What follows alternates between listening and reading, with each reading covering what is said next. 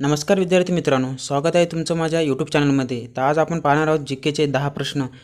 तर तुम्ही कोणत्याही परीक्षेची तयारी करत असाल तर हा व्हिडिओ शेवटपर्यंत नक्कीच पहा, कारण खूप इम्पॉर्टंट प्रश्न आहेत, तुम्हाला परीक्षेमध्ये उपयुक्त पडतील. चला तर मग वेळ न घालवता सुरू करूया आजचा पहिला प्रश्न. तर आजचा पहिला प्रश्न आहे, विद्युत प्रवाह मोजण्याचे एकक कोणते? ऑप्शन आहेत A angstrom, B ohm, C coulomb, D ampere. तर विद्युत प्रवाह मोजण्याचे एकक कोणते? तर या प्रश्नाचे योग्य उत्तर होईल option number D ampere. Ampere हे विद्युत प्रवाह मोजण्याचे एकक आहेत. तर या प्रश्नाचे योग्य उत्तर होईल ऑप्शन नंबर ए. प्रश्न क्रमांक 2 आहे, रोजगार हमी योजनेचे जनक कोणास म्हणतात? ऑप्शन आहेत ए V S Page, B Yashwantrao Chavan, C doctor Patil, D doctor Rajendra Prasad. तर रोजगार हमी योजनेचे जनक कोणास म्हणतात? तर या प्रश्नाचे योग्य उत्तर होईल option number A V S पागे. व्ही स पागे यांना रोजगार हमी योजनेचे जनक म्हणतात. तर या प्रश्नाचे योग्य उत्तर होईल ऑप्शन नंबर ए. व्हिडिओ आवडत असेल तर व्हिडिओला लाईक आणि चॅनलला सबस्क्राईब करायला विसरू नका. प्रश्न क्रमांक 3 आहे, महाराष्ट्रातील पहिली मुलींची शाळा कोणी स्थापन केली? ऑप्शन आहेत ए शाहू महाराज, बी ईश्वरचंद्र, सी महर्षी कर्वे, डी महात्मा फुले. तर महाराष्ट्रातील पहिली मुलींची शाळा कोणी सुरू केली? तर या प्रश्नाचे योग्य उत्तर होईल option number D Mahatma Phule. Mahatma Phule यांनी महाराष्ट्रातील पहिली मुलींची शाळा सुरू केली. तर तुम्ही कमेंट बॉक्समध्ये सांगा की कुठे सुरू केली. तर या प्रश्नाचे योग्य उत्तर होईल ऑप्शन नंबर डी. प्रश्न क्रमांक 4 आहे, इंटरपोलचे मुख्यालय कुठे आहे? ऑप्शन आहेत A Delhi, B Beijing, C Lyon, D New York. तर इंटरपोलचे मुख्यालय कुठे आहे? तर या प्रश्नाचं योग्य उत्तर होईल option number C. Option number C Lyon. Lyon येथे इंटरपोलचे मुख्यालय आहे. तर या प्रश्नाचं योग्य उत्तर होईल ऑप्शन नंबर सी. लास्टला कमेंटमध्ये तुम्ही सांगा की तुमचे किती प्रश्न बरोबर आले. प्रश्न क्रमांक 5 आहे, मराठी भाषेतील पहिले वृत्तपत्र कोणते? ऑप्शन आहेत ए सुधारक, बी दर्पण, सी केसरी, डी मराठा. तर मराठी भाषेतील पहिले वृत्तपत्र कोणते आहे?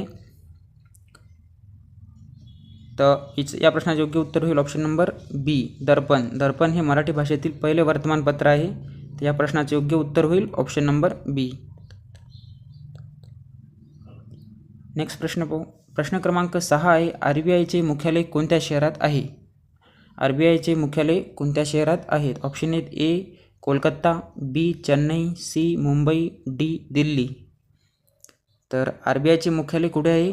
तर या प्रश्नाचं योग्य उत्तर होईल ऑप्शन नंबर सी मुंबई. मुंबईमध्ये आरबीआयचे मुख्यालय आहे. तर या प्रश्नाचं योग्य उत्तर होईल ऑप्शन नंबर सी. नंतरचा प्रश्न पाहू. प्रश्न क्रमांक 7 आहे, स्वतंत्र भारताचे पहिले शिक्षण मंत्री कोण होते? ऑप्शन आहेत A Maulana Abul Kalam Azad, B doctor Sarvepalli Radhakrishnan, C doctor Rajendra Prasad, D C H Bhabha. तर स्वतंत्र भारताचे पहिले शिक्षण मंत्री कोण होते?